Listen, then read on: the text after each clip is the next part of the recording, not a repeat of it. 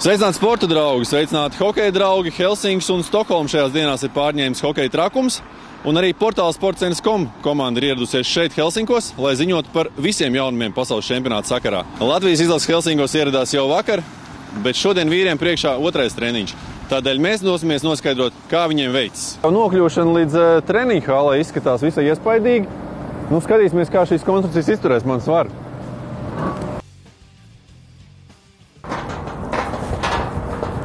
Ko izcās pietiekami stabili? Jādodas tālāk.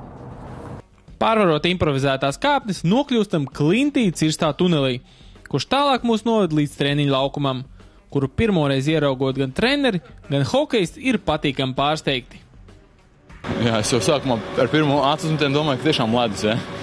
Nē, bet es biju dzirdējis, bet tieši tā, priekš treniņiem, man liekas, ideāli. Ledus labs, augsts. Spēļu hāla daudz siltāk, šeit vēsāks, līdz ar to bija vieglāk, bet tādā ziņā abas komandas jau vai nu abas skries, vai nu abas stāvēs. Bet bija ok.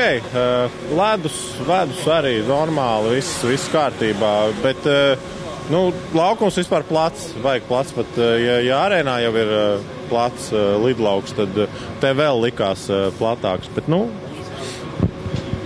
tiešām jau kaut kādu, skolā visi ģeometrijā gājuši un var izreikināt tos leņķus. Pušiem nebija iemesls sūdzēties par kādiem sadzīves apstākļiem Helsinkos. Man liekas, ka daudz labāk nekā Zviedrijā. Vienīgais žēl varbūt, ka bišķi tālāk no hālas nekā Zviedrijā, jo tur bija uzreiz blakus. Bet savādāk, jā, daudz labāk. Viss mīkstāks, jā, un garšīgāks, teiksim tā. Viesnīca labi, blakus arī kaut kādi veikaliņi, kam tur kas jānopērk, visi pie rokas un uz hāli arī var bez sastrēgumiem aizbraukt, tā kā viss baigi normāli. McDonald's arī kaut kur netāli? Jā, jāstāsta, kurš tur grēkos, bet ēdināja arī labi, tā kā es domāju, tur nevajadzēs McDonald's, ja vienīgi kaut kādā aiziet saldējumu apēst pēc uzvarām. Lauris Dārziņš atklāja, ka vakar pirmajā treniņā bija jūtams nelielais pārbrauciens. Vakar bija smagāk. Kaut arī nebija ilgs ceļojums, tikai stundu lidojām, bet tāpat likās, ka vakar svins piedzīs kājās. Bet vakar izskrējām treniņā labi un šodien jau kustība bija labāka un tā kā gatava darbiņam. Šis gads Laurim noteikti ir īpašs, jo tieši viņam ir uzticēts gods būt komandas kapteinim. Paldies treneru korpusam par uzticību. Liekas, ka vīri arī komandā uzticās treneru izvēlē un nav tur nekādas runāšanas aiz muguras. Arī man ir spēcīgi asistenti, kas man palīdz.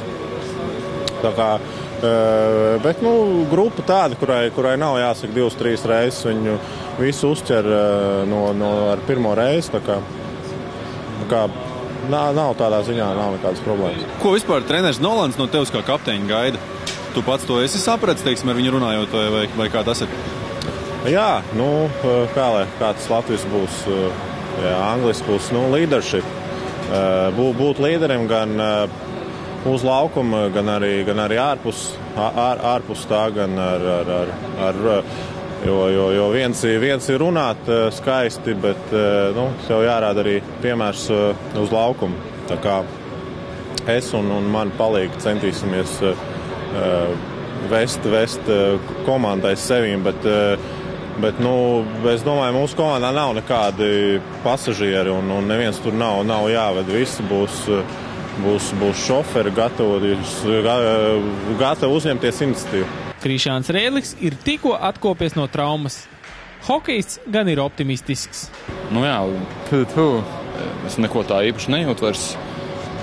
Labi iesildu un, kā saka, doks teica, ka tajā vietā nevajag vairs plīst nekam.